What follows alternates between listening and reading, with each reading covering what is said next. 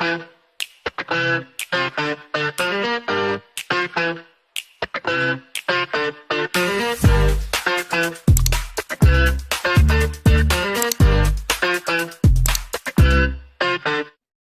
guys, welcome back to my channel. So I am back with another video.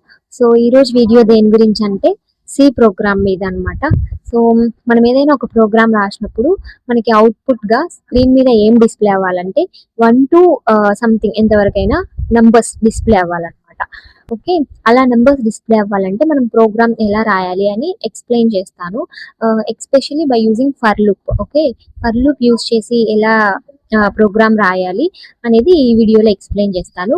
So without late let's get in to video.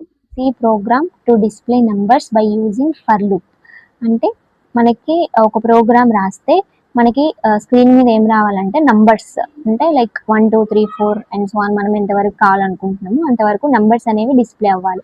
అది ఏది use చేసి అంటే for loop use చేసి programme రాస్తే మనకి numbers అనేవి display అవ్వాలి. అలా అవ్వాలి అంటే ప్రోగ్రామ్ ఎలా రాయాలి అని నేను మీకు ఈరోజు ఈ వీడియోలో ఎక్స్ప్లెయిన్ చేస్తాను. సో ఫస్ట్ అయితే మనం ఆల్గోరిథం రాద్దాం. ఆల్గోరిథం అంటే స్టెప్ బై స్టెప్ ప్రొసీజర్ అనమాట. అంటే ఇప్పుడు మనము ప్రోగ్రామ్ రాస్తాం కదా, ఆ ప్రోగ్రామ్ని స్టెప్స్లో అంటే ఒక ప్రొసీజర్ లాగా మనకి ముందు రాసుకోవడం, దాన్ని ఆల్గోరిథం అంటాం. సో మనం ఫస్ట్ ఏం చేస్తాము, ప్రోగ్రామ్ రాసేటప్పుడు స్టార్ట్ చేయాలి కదా, ఫస్ట్ ప్రోగ్రామ్ స్టార్ట్ చేయాలి కదా.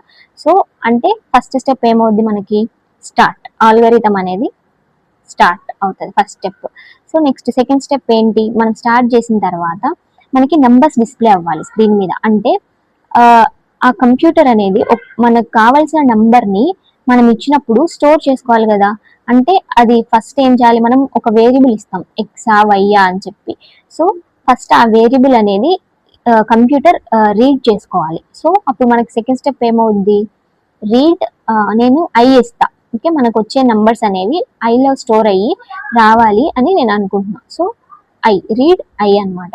సో నెక్స్ట్ థర్డ్ స్టెప్లో ఏమవుద్ది, నెక్స్ట్ మనం ఏం చేస్తాం, ఫర్ లూప్. ఓకే, లూప్ అనేది ఇస్తాం, అంటే ఆ లూప్ ద్వారా అది జరిగి మనకి ఐ వాల్యూ అనేది స్టోర్ చేసుకొని నంబర్స్ అనేవి డిస్ప్లే చేస్తుంది అనమాట.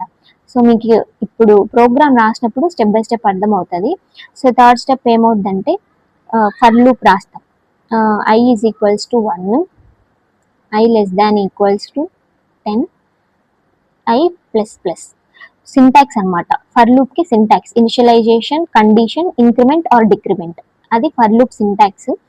సో నెక్స్ట్ వచ్చేసి మనకి డిస్ప్లే అవ్వాలి కదా నెంబర్స్, ఒక్కోసారి ఒక్కొక్కటి. ఐ వాల్యూ వచ్చేసి 1 2 3 అట్లా. So right I. Okay, next ఇంకా అక్కడికి ప్రోగ్రామ్ అయిపోయింది.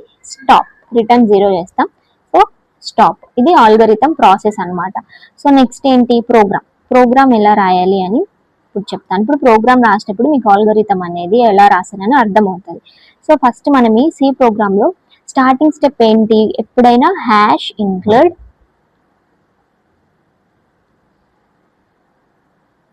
stdio.h, ఇది వచ్చేసి మ్యాండేటరీ అనమాట. ప్రతిసారి మనము ఇది రాస్తాం స్టార్టింగ్ లో. అంటే stdio.h అంటే standard input output header file. Okay, ఇది రాయకుండా మనం ప్రోగ్రామ్ రాస్తే ఎర్రర్స్ చూపిస్తుంది అనమాట. ఇది ఏం చేస్తుంది అంటే మనం ప్రింట్ఎఫ్, మనం లోపల ఏవైతే మనం ఇన్పుట్ అవుట్పుట్స్ ఇస్తామో అవి అనేది ఇందులో డిక్లేర్ అవుతుంది. ఓకే, డిక్లరేషన్ అనేది ఇక్కడ జరుగుతుంది అనమాట. సో నెక్స్ట్ ఏంటి స్టెప్, ఇంట్ మెయిన్. ఇది వచ్చేసి మెయిన్ ఫంక్షన్. ఓకే, ఇక్కడ నుంచి మనకు ఎగ్జిక్యూషన్ అనేది స్టార్ట్ అవుతుంది. ఓకే, లైక్ మనము ఎలా అయితే ప్రోగ్రామ్ అయిపోయాక రిటర్న్ 0 అని రాస్తామో అట్లనే ఇక్కడ నుంచి మనకి ఎగ్జిక్యూషన్ అనేది స్టార్ట్ అవుతుంది. సో ఇది వచ్చేసి main function. Okay, next open braces. ఇక్కడ నుంచి మనం వచ్చేసి ఆల్గోరిథంలో ఏం రాసాము, రీడ్ ఐ. ఓకే, ఫస్ట్ వచ్చేసి మనకు నంబర్స్ డిస్ప్లే అవ్వాలి అంటే ఒక వేరియబుల్ తీసుకొని ఆ నంబర్ స్టోర్ అవ్వడానికి మనకి వేరియబుల్స్ కావాలి. సో అప్పుడు మనం నంబర్స్ కాబట్టి కీవర్డ్ ఏం తీసుకుంటాము, ఇంట్. ఒకవేళ లెటర్స్ అయితే క్యార్. ఓకే, కాబట్టి ఇప్పుడు ఇంట్ తీసుకున్నాం, ఇంట్ ఐ. ఓకే, ఐ అనే వేరియబుల్లో నెంబర్ స్టోర్ అవుతాయి కాబట్టి ఇంట్ ఐ.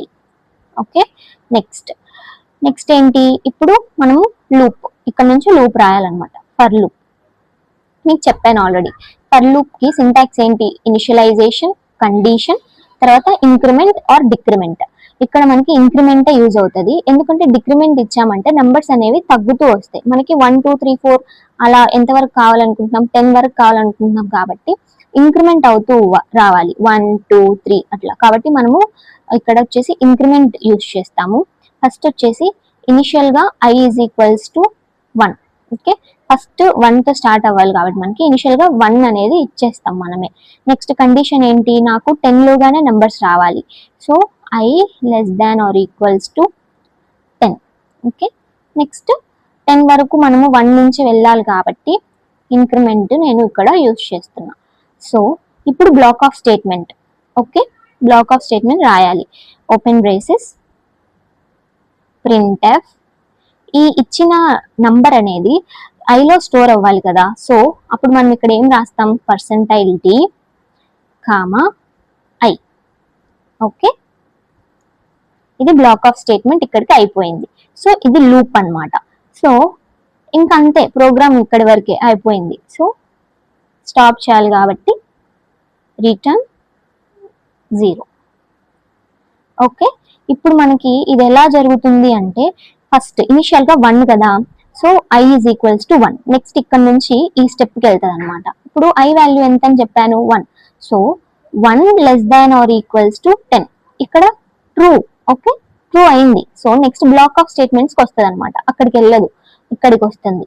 నెక్స్ట్ అప్పుడు ఏమవుద్ది? 1 అనేది ఇక్కడ స్టోర్ అవ్వి కోడ్ అనేది రన్ అయిపోతుంది. సో 1 అనేది మనకి కోడ్ రన్ అయిపోయి స్టోర్ చేసుకొని ఉంటుంది అనమాట. సో ఇప్పుడు 1 వాల్యూ అనేది ఇక్కడికి వెళ్తుంది. 1 plus plus. Okay, 1 plus plus అంటే 2. అప్పుడు i is equals to 2. 2 less than or equals to 10. మళ్ళీ కండిషన్ అనేది ట్రూ అయింది.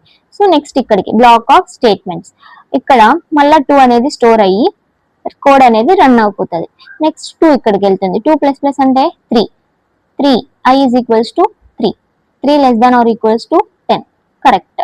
సో ట్రూ అయింది. సో ఇక్కడికి వెళ్తుంది. అలా ఫాల్స్ అయ్యే వరకు ఈ లూప్ అనేది కంటిన్యూస్ గా జరుగుతూనే ఉంటుంది. ఫాల్స్ ఎప్పుడు అవుద్ది? i ఈజ్ ఈక్వల్స్ టు 10 వచ్చేసింది అనుకుందాం. నెక్స్ట్ 10 ప్లస్ ప్లస్ అంటే ఎంత? 11 అయిపోతుంది. 11 less than or equals to 10. False కదా, సో ఇక్కడ లూప్ అనేది ఆగిపోతుంది. నెక్స్ట్ రిటర్న్ 0, ఎండ్ అయిపోతుంది అనమాట. సో అలా మనకి 10 నెంబర్స్ అనేది డిస్ప్లే అవుతాయి.